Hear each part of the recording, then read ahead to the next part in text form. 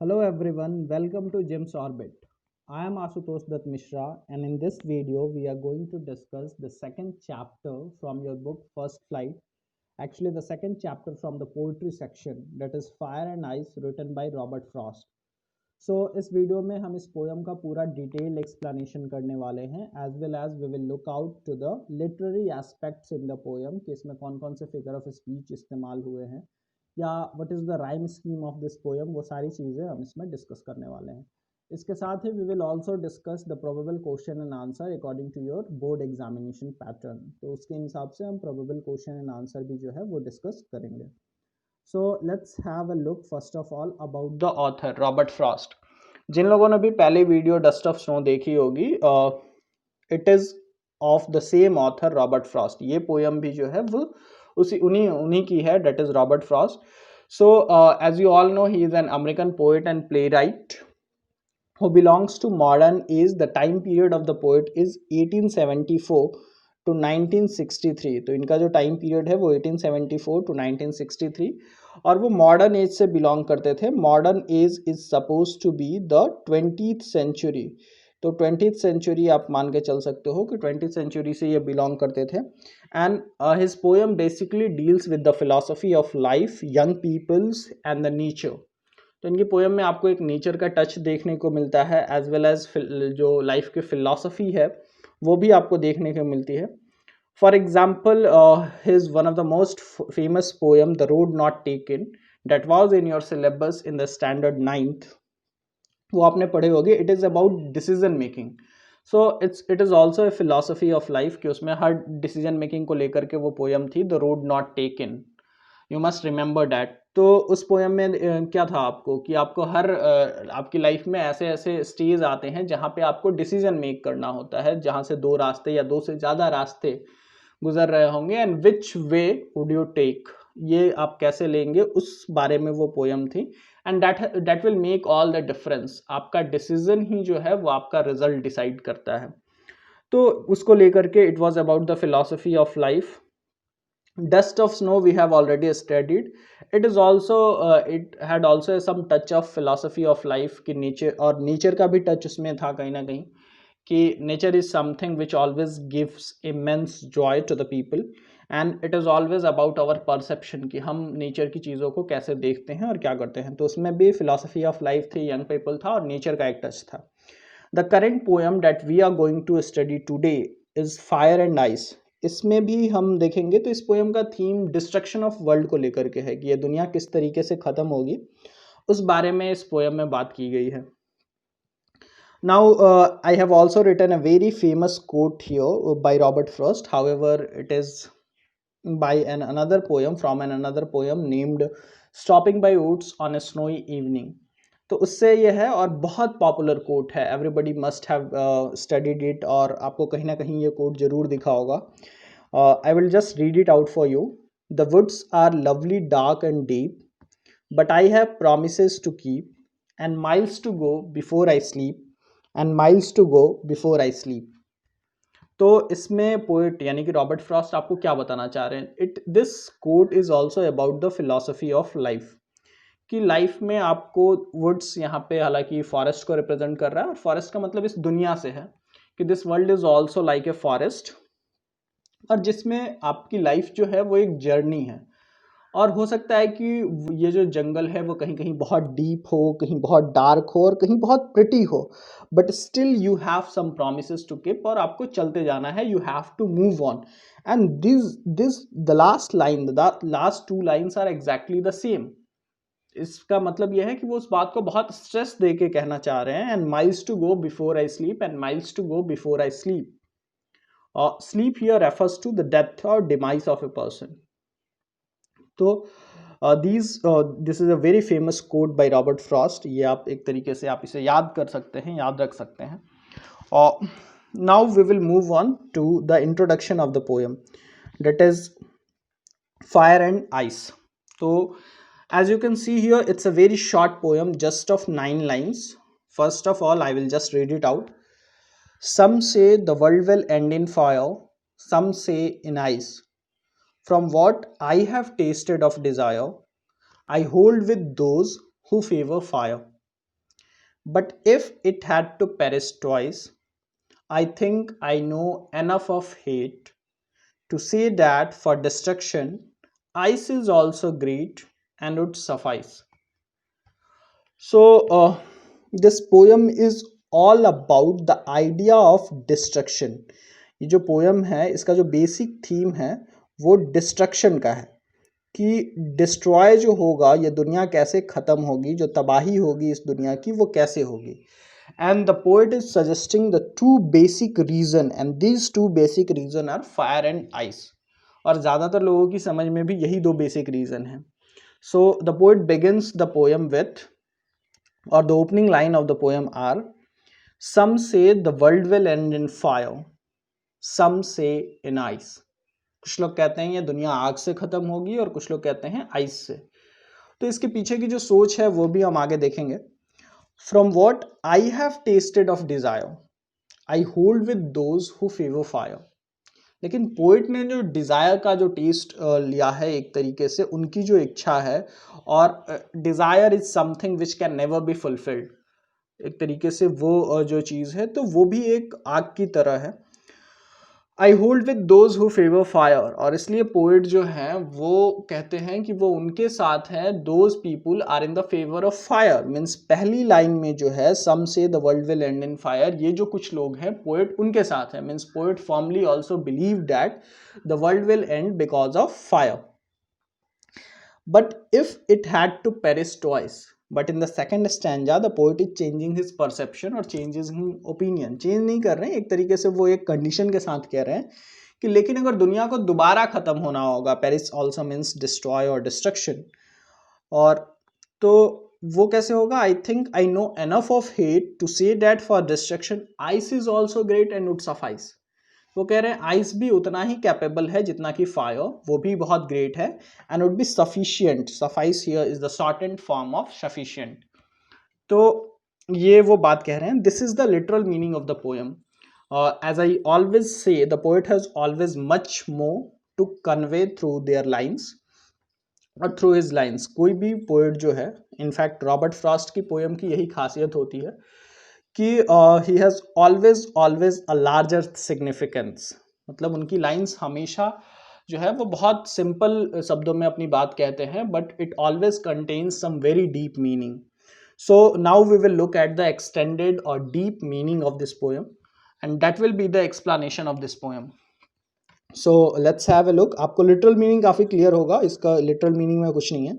Some say the world will end in fire, कुछ लोग कहते हैं कि दुनिया आग से ख़त्म होगी, कुछ लोग कहते हैं नहीं आइस से ख़त्म होगी. बट पोएट का ओपिनियन पहले स्टैंजा में ये है कि वो उनके फेवर में है जो फायर को मानते हैं. सेकंड स्टैंजा में वो थोड़ा सा अपना ओपिनियन चेंज करते हैं और कहते हैं कि अगर ये दुनिया को 2 बार ख़त्म होगा तो दूसरी बार मैं ये मान के चलता हूँ कि आइस भी उतना कैपेबल है जितना कि फायर. और इसके पीछे का जो आइडिया है बच्चों वो ये है कि फायर की वजह से, यानी बहुत ज़्यादा, जैसे कि हम ज्योग्राफी में आपने पढ़ा होगा global warming, the terms like global warming और मेल्टिंग ऑफ आइस. तो ग्लोबल वार्मिंग जो है वो आपको पता होगा, ये जो टर्म है कि बहुत ज़्यादा हीट होगी, आइस मेल्ट कर जाएंगे सारे ग्लेशियर्स के, अर्थ जो है वो इमर्स हो जाएगा. जिस तरीके से हम कंजप्शन कर रहे हैं और जितना हम एक तरीके से पॉल्यूट कर रहे हैं इन्वायरमेंट को, पॉल्यूशन जितना बढ़ रहा है और जितना इन्वायरमेंट का एक्सप्लॉयटेशन हो रहा है, तो एक ऐसा टाइम आएगा और ये दुनिया जो है वो इसी तरीके से ख़त्म हो जाएगी. इस बारे में हम पढ़ते रहते हैं. So this is the literal meaning of the poem. Now we will move on to the extended meaning और the explanation of this poem. So as I have already discussed, this poem is all about the idea of destruction. तो वो जो idea of destruction है उसके 2 कारण बताए गए हैं कि मतलब दुनिया कैसे ख़त्म होगी. The first one is fire, second one is ice. और जो जनरल ओपिनियन है वो क्या है कि the earth core will heaten up to such an extent. Earth का जो कोर है वो इतना ज़्यादा गर्म हो जाएगा कि उससे जो है ये दुनिया एक तरीके से तबाह हो जाएगी, और ग्लोबल वार्मिंग ये सब. और आइस का जो कॉन्सेप्ट है वो ये है कि इतना ज़्यादा ठंड बढ़ जाएगी, ग्लेशियर वगैरह के बर्फ़ पिघलने लगेंगे और अब पूरी की पूरी अर्थ जो है it will be immersed in water, और सारी स्पीसीज, सारे लिविंग ऑर्गेनिज्म जो हैं वो उसी वजह से ख़त्म हो जाएंगे. बट पोइट सिर्फ इतना नहीं कहना चाहते हैं, he has much more to say. और वो क्या कहना चाह रहे हैं, एक बार फिर से मैं आपको पोएम पढ़ के समझाता हूँ। Some say the world will end in fire, some say in ice, from what I have tasted of desire. Desire देखिए यहाँ पे वो बहुत फॉर्मली फायर और डिज़ायर को एक तरीके से कंपेयर कर दे रहे हैं, the fire and desire. Desire is something which is also like fire, वो भी क्या है, फायर की तरह ही है, विच जो एक तरीके से वो बढ़ता ही जाता है। फायर क्या है, एक बार आग लगी, अगर उसको ऑक्सीजन मिलता रहे तो वो बढ़ता ही जाएगा। फेवरेबल कंडीशन रहे तो पानी भी डालो आप, तो एक तरीके से वो इतना आसानी से नहीं बुझता है, जब तक उसको ऑक्सीजन मिलता रहे इट विल, वो जलता रहेगा। Desire is something like that, उसको फुलफिल नहीं किया जा सकता है। एक डिज़ायर आपकी फुलफिल हुई, आपका डिज़ायर और बढ़ता जाएगा।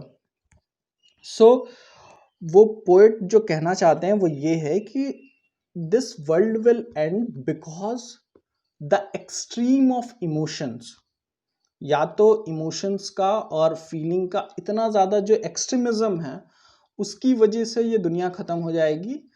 Otherwise the absence of emotion, ये दो वर्ड आप याद रखिएगा कि fire refers to the extreme of emotion, बहुत ही ज़्यादा।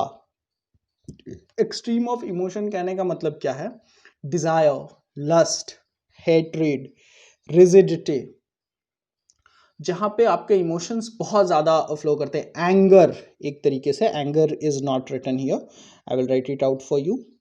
एंगर, तो एंगर जो है, हेट्रेड है, लस्ट, रिजिडिटी, जिसमें इमोशंस जो है वो बहुत ज़्यादा है, इमोशन का बहुत एग्जैजरेशन होता है। And ice refers to, ice is a negative term here, it refers to the absence of emotion. Absence of emotion कहने का मतलब है the people will become insensitive, cold blooded murder आपने सुना होगा, cold blood, indifference, फर्क ही नहीं पड़ रहा है कि आसपास क्या हो रहा है, greed एक तरीके से। तो so these are the absence of emotion। तो सेकंड स्टैंजा में वो यही कह रहे हैं। तो पोएट को जो कहना है वो यही कहना है कि the world will and, either वो लोगों की वजह से खत्म होगा, कि लोगों के जो इमोशंस हैं, या तो वो उनके बहुत ज़्यादा इमोशंस की वजह से, कि वो बहुत एंगर मीन्स एंगर उनमें आएगा, बहुत डिज़ायर उनकी बढ़ती जाएगी, लस्ट, हैट्रेड, ये सारी चीज़ें बहुत बढ़ जाएगी। And in the current situation of the world you can easily recognise it, कि लोगों में कितनी हैट्रेड और ये सारी चीज़ें जो है वो बढ़ रही हैं, लस्ट, एंगर। तो सेकेंड चीज़ वो कह रहे हैं कि people are becoming insensitive, people are becoming cold blooded.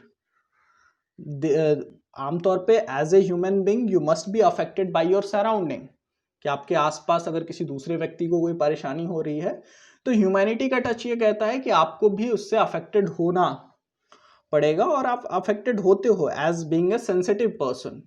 But nowadays people are becoming so insensitive कि कोई अगर कुछ हो रहा है तो उनको कोई फर्क नहीं पड़ता। और पोएट का परसेप्शन यही है कि यही दो वजह होंगे, that is either the extreme of emotions as well as the absence of emotions, जिसकी वजह से ये दुनिया खत्म हो जाएगी।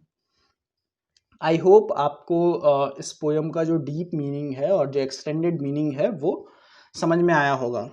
सो moving on, now we will look at the literary aspects in the poem. ये पोएम बहुत, it has been very beautifully written, तो इसकी राइम स्कीम भी बहुत अच्छी है, एज वेल एज कुछ पोइटिक डिवाइस भी जो है वो इस पोएम में यूज हुए हैं। Let's have a look. First of all we will just look at the rhyme scheme of this poem. As you can see here, my dear friends, fire, desire, fire. These are A and ice is B. So we can see here the rhyme scheme of this poem is, in the first stanza it is A B A B. In the second stanza we can see ice is rhyming with twice, so it is also, we will write it B. So second stanza का मैं यहाँ पे लिख देता हूँ twice, फिर वो hate, it is C, ice is B, and फिर great is rhyming with hate, B C, suffice is rhyming with ice, so if it is ice it is B. So you can see here the rhyme scheme of the poem will be A B A B B, C B C B. Rhyme scheme is nothing but the pattern of rhyme of the poem. कि जो poem है वो किस तरीके से rhyme कर रही है. तो आप देख सकते हो fire, ice, desire, fire, twice, heat, ice, great and suffice. So और यहाँ पे ये जो सफाइस है ये इसी वजह से सफिशिएंट को उन्होंने शॉर्टन कर दिया है, so it can get rhymed with the ice. वो उससे राइम करने के लिए ही कई बार पोइट ऐसा करते हैं. And this figure of speech is known as shortening. Shortening का मतलब जैसे मैथमेटिक्स को आप मैथ कर देते हो, ठीक है, तो मैथमेटिक्स को मैथ्स लिख दिया, एग्जामिनेशन को एग्जाम लिख दिया. So these are the shortening. You just cut down the latter part of the word to make of the word to make it short. कई बार पोयम में या पोइट्री में ये चीज़ें राइमिंग के लिए या फिर मीटर में फिट करने के लिए की जाती है. तो वन फिगर ऑफ स्पीच आप इजीली नोटिस कर सकते हो, it is shortening. Another figure of speech you must notice is alliteration. Alliteration क्या होता है? Alliteration is something, it is the repetition of same sound. आप एक तरीके से सेम साउंड कह सकते हो, repetition of same sound.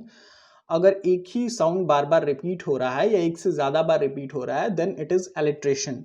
And we can see here in favour fire, first sound is being repeated. So we can also see alliteration in this poem. Metaphor तो my dear friends इस poem में है ही. Metaphor का simple सा मतलब ये होता है कि इफ अगर कोई चीज़ कंपैरिजन हो रहा है without using like and as. So if comparison is being made without using like and as, then we call it metaphor. अगर आप like और as लगा देते हो तो वो simile है. तो यहाँ पे metaphor कैसे है? Because fire and ice यहाँ जो है वो एक metaphor की तरह ही तो इस्तेमाल हुए हैं. सो आप यहाँ पे देख सकते हो कि जो मेटाफर है मीन्स जो फायर एंड आइस है वो बहुत ज़्यादा कुछ सिंबलाइज कर रहे हैं. तो कंपैरिजन इज बीइंग मेड और वो सिंबलाइज कर रहे हैं ज़्यादा चीज़ें, वो ज़्यादा चीज़ों को प्रेजेंट कर रहे हैं. So that's why we can say here metaphor has been used. One more thing that we can see here is anaphora. अब एनाफोरा क्या होता है इसको actually anaphora is the repetition of same set of words. देखो alliteration और anaphora में confuse नहीं होना. Alliteration is the repetition of same sound, ठीक है, एक ही लेटर जो है वो बार बार कई बार रिपीट होता है तो एक ही साउंड रिपीट होता है. जबकि anaphora is something which is the repetition of same set of words. You can see here some say. तो ये जो सम से एंड सम से है ये दो बार रिपीट हुआ है. So the same set of words has been repeated twice. So here we can see anaphora also. तो ये इस पूरे के पूरे पोएम में ये चार फिगर ऑफ स्पीच है जो इस्तेमाल हुए हैं. Shortening you can see here suffice, जो कि सफिशिएंट को सफाइस किया गया है to make it rhyme with ice. Metaphor because fire and ice represents much more their their actual meaning. Alliteration, favour fire, the fourth line of the poem. Anaphora, some से. I hope आपको literary aspects of the poem जो है वो भी बहुत clear होंगे. Now we will look at some probable questions. क्या क्या क्वेश्चन बन सकते हैं इस पोएम से? So first of all it is what is the main idea discuss in this poem. So the main idea और the theme of the poem is about the destruction of world. और वो destruction किस तरीके से होगा, लोग का perception क्या है, वो सारी चीज़ें आप इसमें लिख सकते हैं अगर डिपेंडिंग अपॉन कि ये क्वेश्चन जो है वो शॉर्ट में आया है, वेरी शॉर्ट में आया है या लॉन्ग में आया है. Do you think fire and ice symbolises much more than there actual meaning? Yes, definitely it symbolises much more than there actual meaning. और उसको आप बड़े आसानी से एक्सप्लेन कर सकते हो. So what are the various ideas for the destruction of the world. क्या क्या आइडिया हैं और क्या क्या तरीके जो है वो इस दुनिया की तबाही के लिए बताए जाते हैं, वो भी आपको बताना है एक तरीके से. तो इसमें भी आप बता सकते हो कि फायर एंड आइस का क्या पहले तो लिटरल मीनिंग क्या निकला जा रहा है और फिर एक्सटेंडेड मीनिंग क्या है, वो सारी चीज़ें आप एक्सप्लेन कर सकते हो. ये तीसरा क्वेश्चन जो है ये जो तीसरा क्वेश्चन है आपका, ये बहुत ज़्यादा आपसे पूछा जाता है एग्जामिनेशन में कि what are the various idea for the destruction of the world, explain with reference to the poem fire and ice. I hope आपको ये पोएम समझ में आई होगी. You must be very satisfied with the explanation that I have provided to you. Thanks for watching. Don't forget to subscribe our channel James Orbit, and for such more contents do like and press the notification bar also. We will see you in the next videos. Thanks for watching. Have a great day.